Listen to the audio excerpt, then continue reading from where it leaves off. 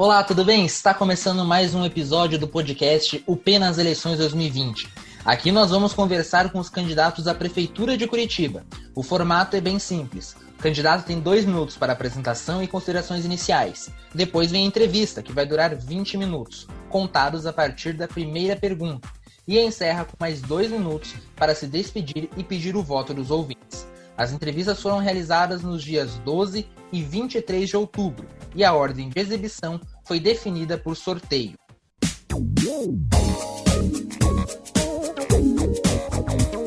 Hoje nós vamos conversar com a candidata Letícia Lans, do PSOL.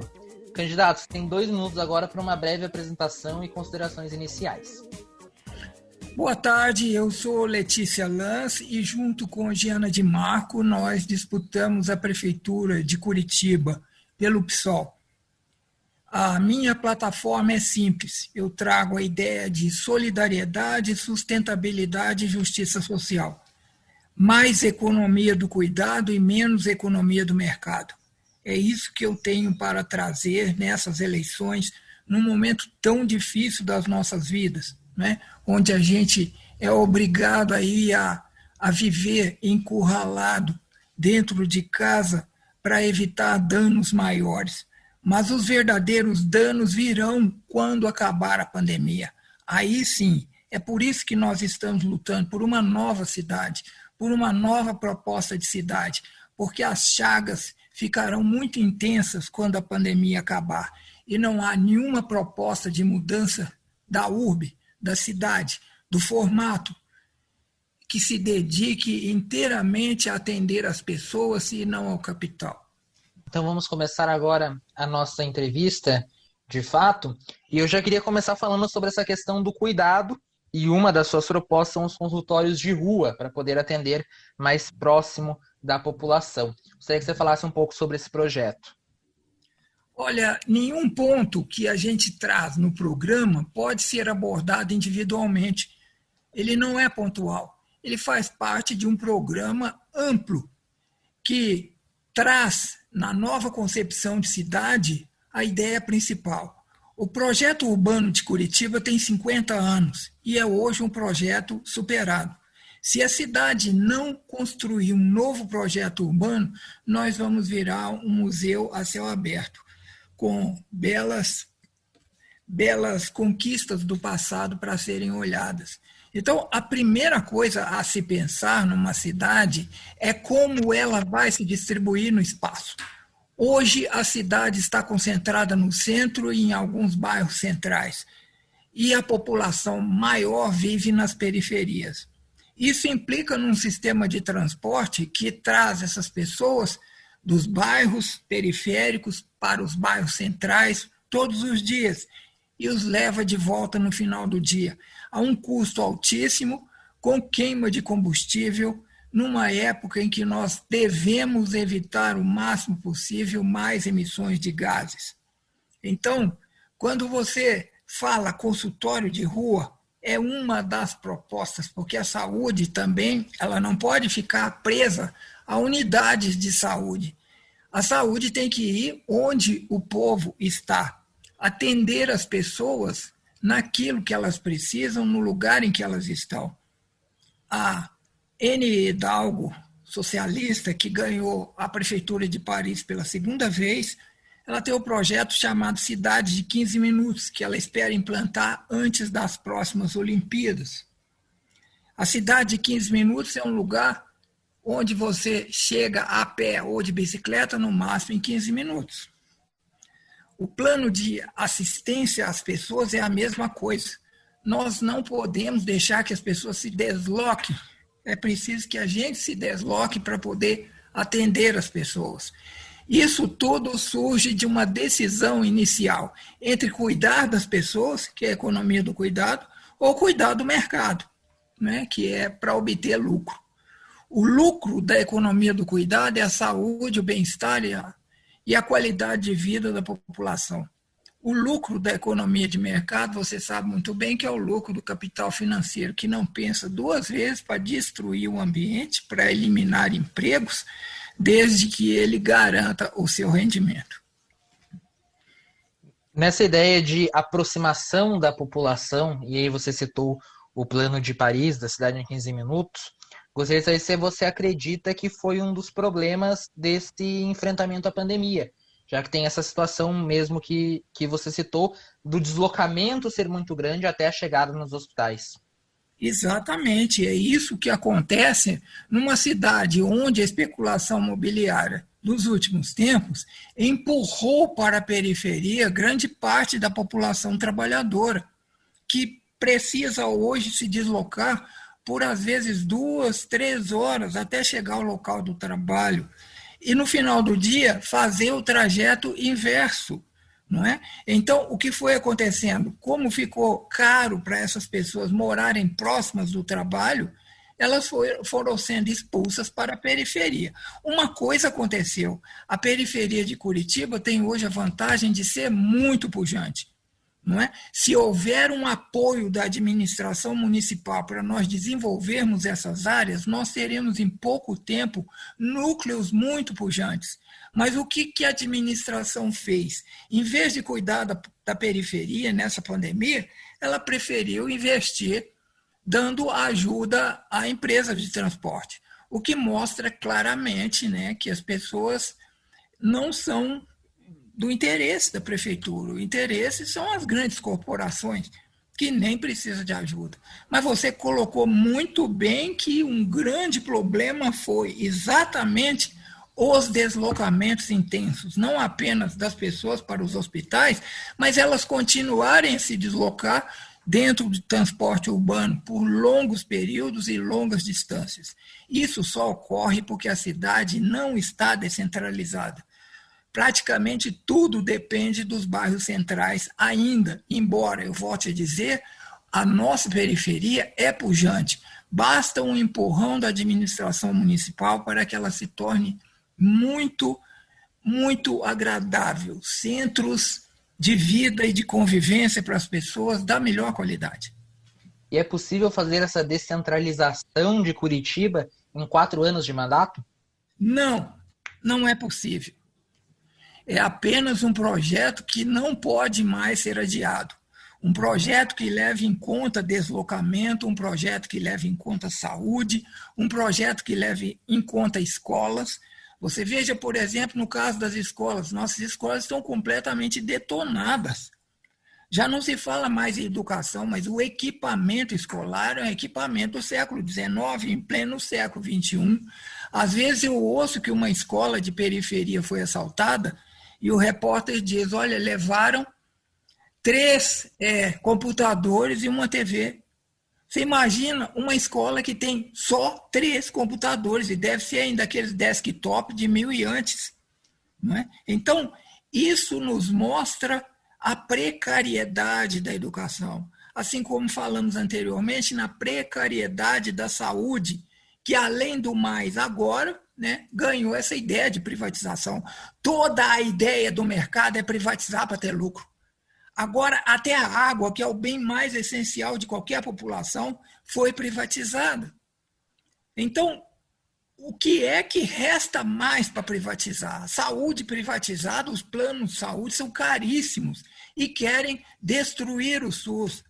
A educação particular é caríssima e querem destruir a educação pública. Como é que nós vamos viver debaixo de uma administração de caráter neoliberal que só pensa no lucro das corporações? E as pessoas? As pessoas estão bem, estão nada. Mesmo a classe média está empobrecendo a olhos vistos. A inflação voltou com tudo. Eu hoje fui no mercado fazer minhas compras e em 15 dias os preços praticamente dobraram. Agora isso ninguém denuncia. Quem é que está ganhando com isso? O país se tornou um grande sojal para exportar soja para alimentar o porco da China, que alimenta o porco chinês. Não há mais plantações, não há estímulo à economia doméstica, solidária, à economia do cuidado. É só economia do mercado. Então, vamos ocupar a Amazônia também, o Pantanal, tudo para fazer do país um grande sojal. e nós vamos viver de quê? Né? Então, esse é um projeto que tem que ser começado com a participação intensa da população, das representações da população e, sobretudo, dos especialistas que deixaram de ser ouvidos no mundo de hoje, porque os políticos que se apresentam são especialistas em tudo, como se fossem pós-graduados em Harvard, como, aliás, eles gostam de se mostrar sem nunca terem ido lá. Então, esse é um projeto que precisa começar e que vai acontecer, quer a gente queira, quer não, porque é inevitável que as mudanças virão, mesmo a contragosto de quem aí está. Como começar esse processo? Vamos entrar na hipótese que você vença as eleições a partir ali de 1º de janeiro, prefeita de Curitiba. Como iniciar esse processo aí de retardação dessa questão da privatização, da terceirização, que você acredita que é o problema de Curitiba no momento? Não só de Curitiba, mas do Brasil e do mundo. Tem que dizer, nós não estamos aqui com um problema especial, não. Essa denúncia é feita hoje no mundo inteiro. Nós não podemos continuar com essa perspectiva de transformar tudo em commodity, né? Então, é preciso que alguns itens sejam propriedade, sim, das pessoas e não das corporações. Nós já privatizamos água, esgoto, saúde e educação. Brevemente vamos privatizar o transporte, que ainda resta no país, que é público. Vamos privatizando tudo, né? A segurança já é privatizada, tudo é privatizado. Só que o privatizado exige que você tenha dinheiro para pagar. E não há dinheiro. Quem assumir a prefeitura de Curitiba vai ter que pensar urgentemente numa renda social, porque as pessoas que estão desempregadas hoje, em grande número, como nunca antes na nossa história, elas não reencontrarão colocação para as antigas áreas de ocupação que elas tinham. Essas ocupações desapareceram em função da tecnologia e da inteligência artificial. E elas deverão ser alocadas em outros setores. Só que naqueles setores não tem mais, porque 80, 100 pessoas são substituídas hoje por 2, 3 engenheiros que levam muito tempo para se preparar. São engenheiros de processos, engenheiros de informática, né? Quanto tempo que leva para preparar isso? E as outras pessoas que ocupavam postos nas linhas de montagem, onde é que elas serão empregados? A curto prazo nós vamos ter que pensar isso. Agora, sem a participação popular e sem a participação dos especialistas, da pesquisa acadêmica, né, da universidade, que eles querem acabar com a universidade também, nós não vamos conseguir nenhum projeto que nos tire desse caos. Então, a primeira medida é continuar funcionando como está e tapar os buracos o mais rápido possível. Ao mesmo tempo, mobilizar as instituições que existem dentro da sociedade curitibana para nós pensarmos esse futuro. Então, é como você dar manutenção a um avião em pleno voo. Não se pode parar o que está sendo feito, mas, ao mesmo tempo, não se pode deixar de pensar numa rota nova para esse avião. É essa a proposta. Nesse contexto todo do plano de governo, você falou muito sobre a questão do transporte. O transporte também foi muito discutido, principalmente no ano passado, na Câmara dos Vereadores de Curitiba, com tarifa sazonal e outras medidas a serem tomadas, e alguns já falavam da tarifa zero. A tarifa zero é uma questão que está dentro do seu plano de governo, pelo menos começar esse processo. Você acha possível conseguir fazer isso, chegar nessa tão sonhada tarifa zero? Sim, se nós revermos a lógica de aplicação dos recursos que existem no orçamento. Mas nós também devemos pensar que a arrecadação estará caindo, porque a atividade econômica está em forte recessão, em todas as suas modalidades. Então, é um projeto, sim, e um projeto que, no meu modo de entender, é um projeto temporário, porque o transporte urbano ele precisa de desaparecer na intensidade que ele tem hoje, né? É preciso, como eu disse, que as pessoas possam estar próximas do seu trabalho, da sua residência, da sua escola, possam ter atendimento de saúde onde moram e não se deslocar um dia inteiro para comparecer a uma consulta médica que conseguiram marcar com 6 meses de antecedência, né?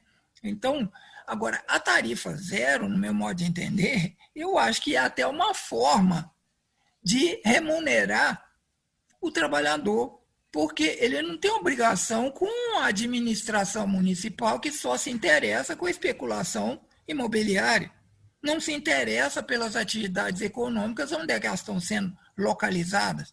Bom, até existe um plano para isso, mas quem que cumpre esse plano? Então, acaba sendo prejudicado é o trabalhador. Portanto, se há que prover transporte para as pessoas, isso tem que ser uma prioridade no orçamento. Mas o que tem sido prioridade no nosso orçamento? Asfaltar ruas? Não é?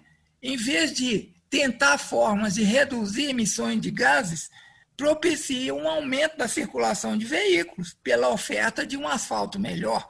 Enquanto isso, as calçadas onde as pessoas podem transitar, podem passar com suas bicicletas, estão um lixo.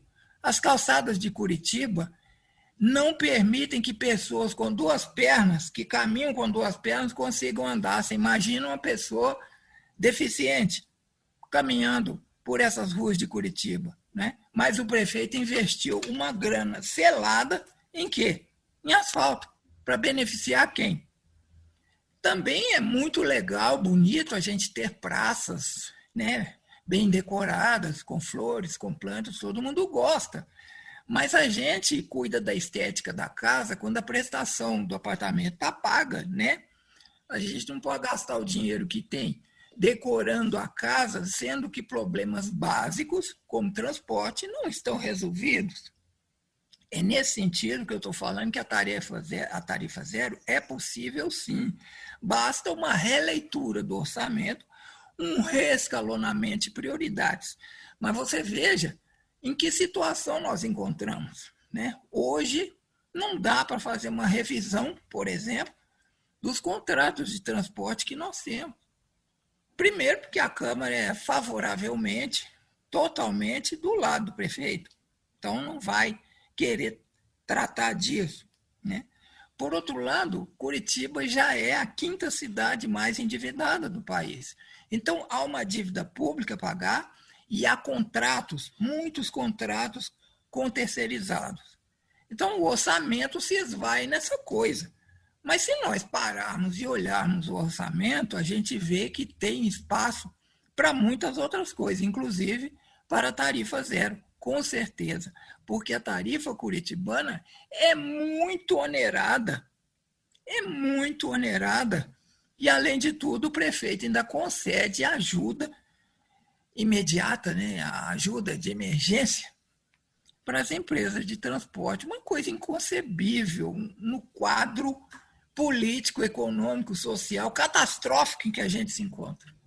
Falando agora sobre uma outra parte ali, que é a parte mais de reunião das pessoas, de liberdade das pessoas, em questão de lazer, seria a questão de fechar o centro nos domingos para automóveis, né? Permitido ali seria as bicicletas, pessoas andando, as famílias, e fazer algo mais social. Como que é um pouco dessa ideia?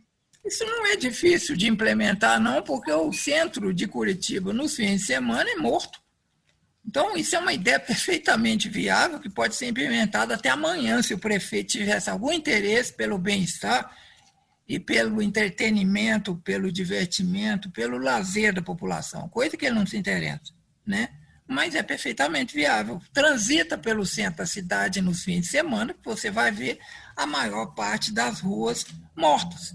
Então, não custa nada escolher algumas, fechar essas ruas e destinar ao lazer da população. Mas eu insisto que essa política não pode ser uma política só central. Nós temos que pensar sempre numa política que atenda às periferias. Tudo em Curitiba que se pensa vem para o centro. Vai construir um cinema? É no centro. Um teatro? Só no centro. Isso implica em transporte da periferia. O nosso projeto é fortalecer as periferias, fortalecer essas regiões periféricas da cidade, de modo que elas tenham teatro, lazer, como existe no centro da cidade. Não é? Porque diz que a pessoa não vai no cinema. É claro, não tem cinema ali, não é? Nos locais onde implantaram o shopping center, aparece cinema, mas onde não implantou? As ruas da cidadania não têm um teatro. 2 talvez tenha uma sala de multimeios lá que dá para fazer peças, mas não tem, isso é uma coisa necessária. Centros de convívio para a população, para onde que a nossa juventude vai? Nenhuma administração está preocupada no que a juventude está fazendo. Locais onde elas possam praticar esportes, aprender artes. Ninguém pensa nisso, só pensa em reprimir, né? Só pensa em proibir e bater. Essa é a lógica, né? A lógica da segurança baseada em aumentar o contingente para poder proteger aqueles que têm mais recursos, que moram nos bairros centrais. Por que não nós pensarmos numa cidade mais solidária, em que as periferias ganhem estruturas boas, onde as pessoas possam permanecer ali, inclusive no seu lazer. Claro que pode abrir o centro, que deve até fazer isso, mas será para as populações centrais. Caso contrário, nós vamos ter que transportar muita gente, né, da periferia para o centro para poder usufruir disso. Então, a ideia é sempre favorecer a população como um todo, dando especial ênfase àquela parcela da população que não tem oportunidade para nada. Porque as pessoas mais ricas dizem que vivem de meritocracia. Ora, não há mérito nenhum em você herdar uma fortuna pronta. Essas pessoas não têm meritocracia porque elas não têm de quem herdar, né? Um aluno que passa em escola pública e mora na periferia, as condições dele de aprendizado são muito diferentes das condições de um menino que nasce numa família de posses, né? Candidato, encerramos o tempo aqui da entrevista, mas Ótimo. Tem agora mais 2 minutos para se despedir e também pedir o voto dos ouvintes. Tá bom. O primeiro voto que eu quero pedir é para os vereadores do PSOL. Nós temos excelentes candidatos que precisam compor uma frente de oposição na Câmara Municipal de Curitiba, que precisam barrar as iniciativas malucas, destrambelhadas, que prestigiam o capital e desprestigiam as pessoas, esquecem que pessoas existem em favor do lucro financeiro. Então, elejam os nossos vereadores. Claro que eu quero o seu voto também, mas muito mais do que o seu voto, eu quero sua cabeça, seu coração e suas mãos. Porque com a cabeça a gente pensa, com o coração a gente sente, com as mãos a gente faz. E há muito trabalho a ser feito. Eu estarei aqui, sim, junto com você, cobrando dos nossos governantes, se não for eu, todas as promessas que estão aqui no nosso programa do PSOL, porque é nele que nós acreditamos, é por ele que nós estamos trabalhando. Agradeço também a sua audiência que teve a paciência de nos ouvir e de refletir sobre o que nós estamos falando. Muito obrigado. Estamos chegando ao final de mais uma edição do podcast O P nas Eleições 2020. Apresentação, Pedro Talim. Produção, Samar Mourad. Trabalhos técnicos, André Ambonati. Professora orientadora, Sandra Nodari. E coordenadora do curso de jornalismo da Universidade Positivo, Maria Zaclis Veiga. Agradeço a você que nos acompanhou até aqui e até a próxima.